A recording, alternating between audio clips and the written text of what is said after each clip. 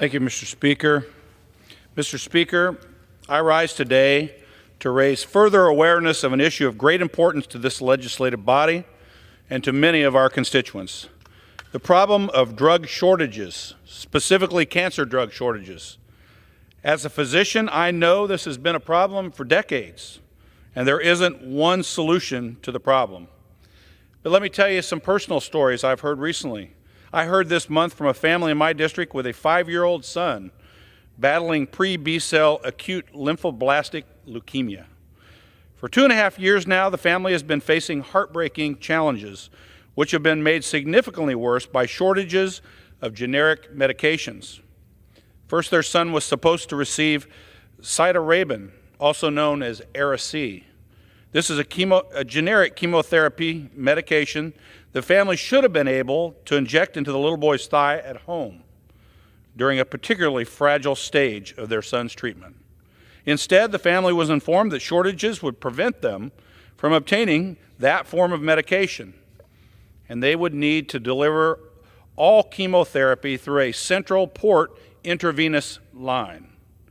Repeated access to the central venous line led to an infection and ultimately a 3-week hospital stay hundreds of miles from their home in Evansville, Indiana. On top of that, the family has experienced shortages of dexamethasone, a generic corticosteroid that supports the immune system and helps the body to endure heavier rounds of chemo, and of blood thinners needed because of his port, and finally, even antibiotics needed when his suppressed immune system needed help. But this wasn't the first I had heard recently the troubling news about drug shortages. Earlier this summer, an oncologist in my district brought to my attention the fact that his practice was short on chemotherapy drugs.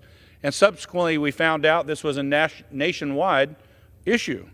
So short, in fact, that they were forced to essentially ration the medication needed by his patients with cancer.